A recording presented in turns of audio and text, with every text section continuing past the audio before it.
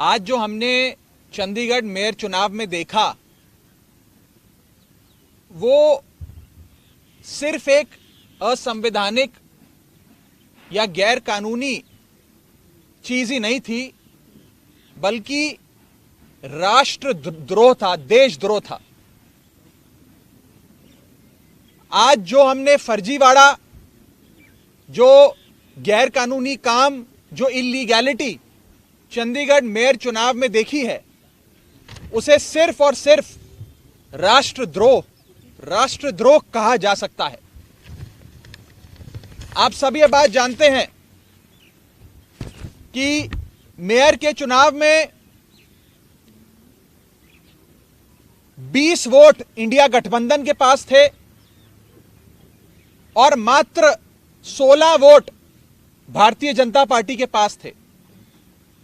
15 और साथ में अगर मैं एक और अन्य वोट भी जोड़ दूं, जहां 20 वोट आम आदमी पार्टी और कांग्रेस पार्टी के इंडिया गठबंधन के पास थे, वहां गठबंधन का जीतना, इंडिया अलायंस का जीतना तय था। और अपनी हार को सामने देख बीजेपी ने षड्यंत्र रचे।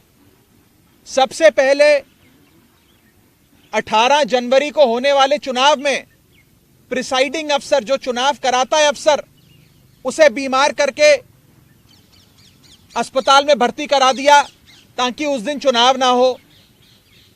फिर चुनाव की जब नई तारीख आई जो हाईकोर्ट ने निर्धारित करी, उस बीच ऑपरेशन लोटस करके आम आदमी पार्टी की और कांग्रेस के पार्षदों को खरीदने की कोशिश करी गई।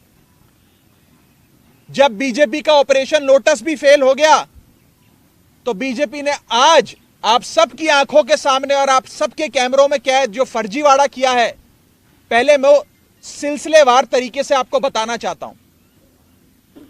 बीजेपी ने अपने ही पार्टी के माइनॉरिटी विंग के ऑफिस बियरर को प्रिसाइडिंग अफसर बनाया, यानी कि जो शख्स घोषित भाजपा का सदस्य है, उनका ऑफिस बियरर है, पदाधिकारी है, उस माइनॉरिटी विंग के सेक्रेटरी को प्रिसाइडिंग अफसर बनाकर उसकी देखरेख में चुनाव कराने की घोषणा करी।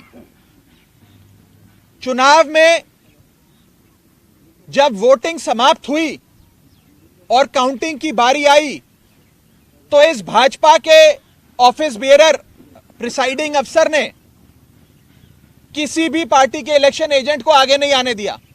आप सब जानते हैं, आप सब चंडीगढ़ मेयर चुनाव देखते आए हैं, जब भी वोटों की गिनती होती है तो इलेक्शन एजेंट, तमाम पार्टियों के इलेक्शन एजेंट अपनी आंखों के सामने काउंटिंग टेबल पे खड़े होकर काउंटिंग करवाते हैं।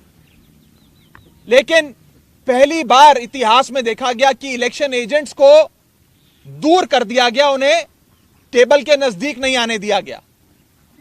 और उसके बाद जो हुआ, आपने देखा कि कैसे भाजपा के इस पदाधिकारी ने, जो प्रिसाइडिंग अफसर था आज के चुनाव का, उसने अपने पेन से बैलेट पेपर पर इंक लगा लगाकर उस सारे बैलेट पेपर को इनवैलिड किया और फिर चुनावों की गिनती में, वोटिंग में, वोट काउंटिंग में उस एक एक बैलेट पेपर को इलीगल घोषित किया। पहली बार चंडीगढ़ मेयर चुनाव में कुल 36 वोटों में से 8 वोट इनवैलिड घोषित कर दिए गए। इतिहास में आज तक नहीं हुआ। आम आदमी पार्टी और कांग्रेस के गठबंधन को 20 वोट पड़ने थे, हमें 12 वोट पड़े और हमारे 8 वोट इनवैलिड घोषित कर दिए गए। और भाजपा का एक भी वोट इनवैलिड नहीं घोषित किया गया। भाजपा के और उनके कुल वोट 16 थे, उनको 16 वोट पड़े और आम आदमी पार्टी के 20 में से 8 वोटों को इनवैलिड यानी कि अवैध घोषित करके हमारे वोटों को घटाकर 12 कर दिया गया। साथियों, जब भी किसी भी वोट को अवैध घोषित किया जाता है या इनवैलिड करार दिया जाता है तो उस वोट को दोनों पार्टियों के काउंटिंग एजेंट को दिखाया जाता है अवैध घोषित करने से पहले।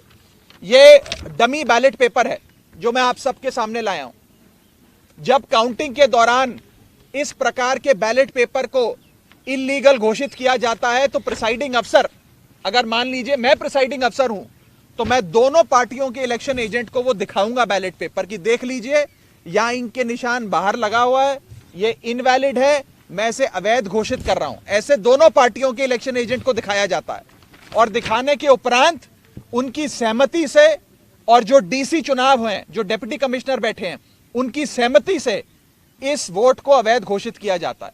लेकिन आज ये नहीं हुआ।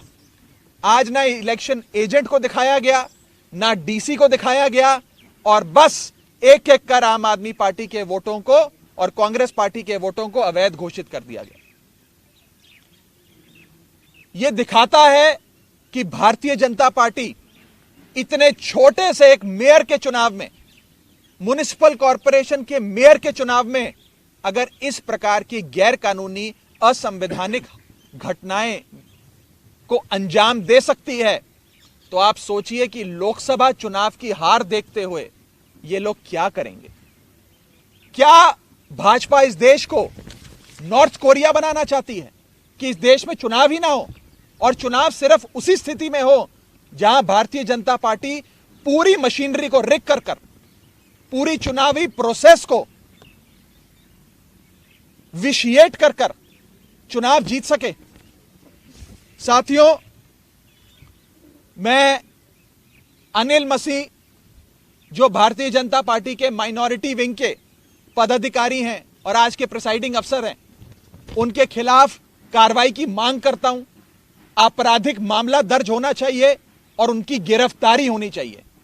ऐसे लोग और ऐसी पार्टियां जो हमारे देश की लोकतंत्र की सरेआम हत्या कर रहे हैं, उन लोगों को बाहर रहने की कोई आवश्यकता नहीं है। उन लोगों की सही जगह जेल है, उन लोगों को जेल होनी चाहिए। और मैं एक और आपको फैक्ट बताना चाहता हूं। जब भी काउंटिंग के दौरान कोई भी इलेक्शन एजेंट पार्टी का ऑब्जेक्शन रेस करता है, तो उस ऑब्जेक्शन को डिप्टी कमिश्नर और वहां पर बैठे जो इलेक्शन ऑफिसर्स होते हैं उनसे सलाह मशवरा करके उसका हल किया जाता है। आज पूरे सदन में हंगामा चल रहा था, लोग आपत्ति दर्ज कर रहे थे, प्रिसाइडिंग अफसर के कंडक्ट पे सवाल खड़े कर रहे थे, लेकिन प्रिसाइडिंग अफसर इलेक्शन कराते रहे, काउंटिंग करते रहे, और जैसे ही बीजेपी के कैंडिडेट को उन्होंने घोषित किया बतौर विजेता, उसके बाद जितने भी बैलेट पेपर थे काउंटिंग के, उन्हें जल्द से जल्द हटाकर एक कमरे में लॉक कर दिया गया। न जाने उन बैलेट पेपर्स के साथ इन लोगों ने आगे क्या किया होगा। बैलेट पेपर तक किसी पार्टी के, किसी प्रत्याशी को, किसी काउंसलर को नहीं दिखाया गया। बैलेट पेपर तक गायब कर दिया गया है। यह आज सरेआम देश का एक महत्वपूर्ण शहर चंडीगढ़ में आप सबकी आंखों के सामने घटा है। मैं बस इतना ही कह सकता हूं कि भारतीय जनता पार्टी इंडिया गठबंधन से इतना घबरा गई है, इतना डर गई है कि अब वो इस प्रकार की असंवैधानिक घटनाएं, गैर कानूनी घटनाओं को अंजाम दे रही है। मैं सीधा बस इतना कहना चाहता हूं कि भारतीय जनता पार्टी ने जो आज चंडीगढ़ मेयर चुनाव में किया है, वो सीधा सीधा देशद्रोह है। यह देशद्रोह से कम चीज नहीं है, और इन लोगों के खिलाफ कार्रवाई होनी चाहिए। नहीं तो इस देश के आम आदमी का लोकतंत्र से और चुनावी प्रक्रिया से विश्वास उठ जाएगा।